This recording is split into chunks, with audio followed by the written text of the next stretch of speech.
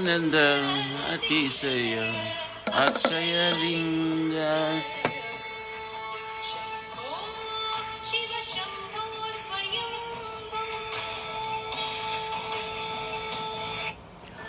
నిర్గుణ పరబ్రహ్మ స్వరూప.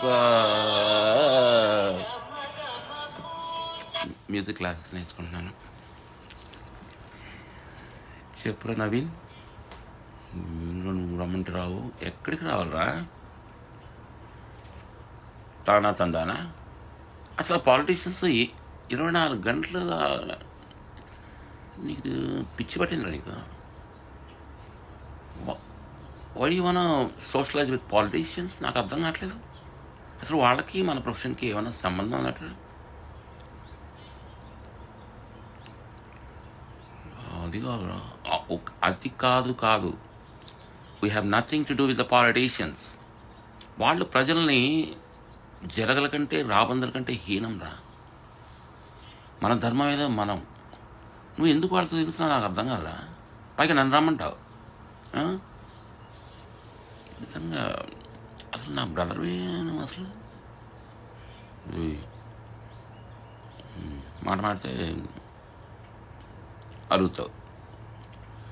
Never ever encourage the politicians. వాళ్ళు వస్తే 100 కార్లు వేసుకొని కాన్వాయిస్ ఎందుకు? Who the hell are they? అడుక్కు తినే రకాల వాళ్ళు. 1000 కోట్లు 1,00,000 కోట్లు ఏంటి అసలు? ఒక చీఫ్ మినిస్టర్ శాలరీ ఎంత తెలుసా? 3 to 5 lakhs. ఎక్కడి నుంచి వస్తున్నాయి? వాళ్ళు చేస్తున్న పనులు ఏంటి? ఎన్నో ఇబ్బందులు పెడుతున్నారు నా ప్రజలని. నువ్వు నాకు అర్థం కాదు. చెప్పిన మాట వినవు నువ్వు.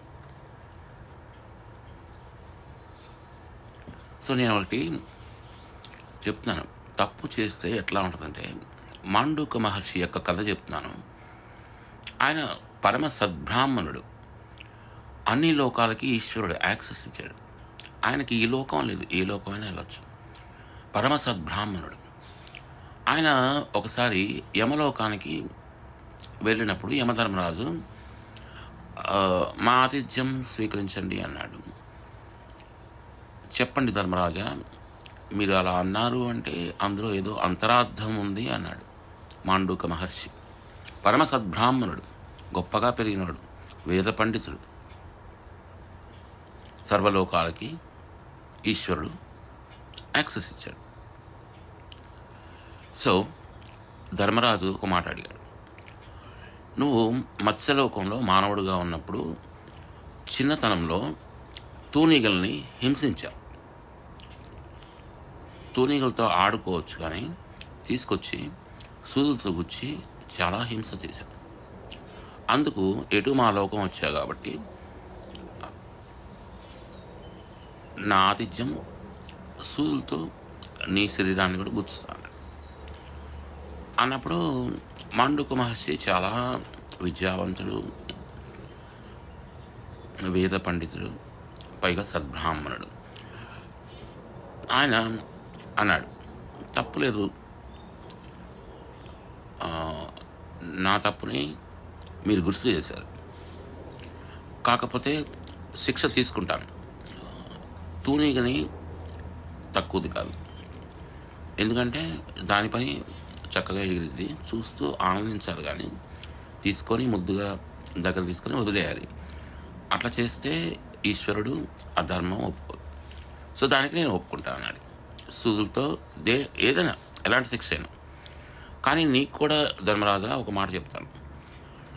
14 ఏళ్ళ వరకు బాల్యము, తర్వాత యవ్వనము, వృద్ధాప్యము, ఇలాంటి స్థితి మత్స్యలోకంలో మానవులకు ఉంటుంది.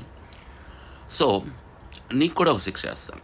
నువ్వు కూడా మత్స్యలోకంలోకి వచ్చి చిన్నప్పుడు ఏం చేస్తున్నావు, వృద్ధాప్యంలో ఏం చేస్తున్నావు, అన్నీ తెలిసినవాడిగా, అదే యవ్వనంలో ఏం చేస్తున్నావు, ఇవన్నీ తెలుసుకోవడానికి నువ్వు కూడా మత్స్యలోకంలో పుట్టు. నీకు శిక్ష కాదు, నేను ఇచ్చే శాపం ఏంటంటే, ఒక మహా తేజస్సు కలిగిన ఒక బ్రాహ్మణ కుటుంబంలో నీకు పుట్టుకనిస్తాను. అది నా శాపం. నువ్వు అక్కడ బతికి గమనించు ఏ స్థితిలో ఎట్లా ఉంటుందో. ఒక్కొక్క స్థితిలో ఒక్కొక్క పనులు చేస్తుంటారు. కానీ అన్నీ తెలిసి తప్పులు చేస్తే అందుకని యమధర్మరాజుకే శిక్ష వేసేంత స్థాయి మాండూక మహర్షికి వచ్చింది. ఈ కథ తెలుసుకుంటే మీకు దీంట్లో సారాంశం మోరల్ అర్థమైందా? చిన్న తప్పు చేస్తే దాని యొక్క ధర్మదేవత ఎవరిని వదిలిపెట్టదు, ఎవరిని వదిలిపెట్టదు. ఇది ఒళ్ళు దగ్గర పెట్టుకొని చేసుకోండి. మన పనిదో మనం చేసుకోవటం.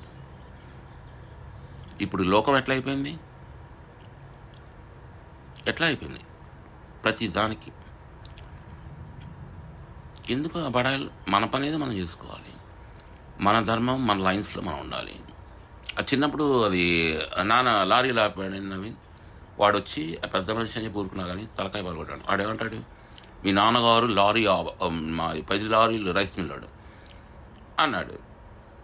మా నాన్నగారు లారీలు ఆపితే ఆయన డ్యూటీ ఆయన చేశాడు, నాకెందుకు చెప్తున్నా అన్నా.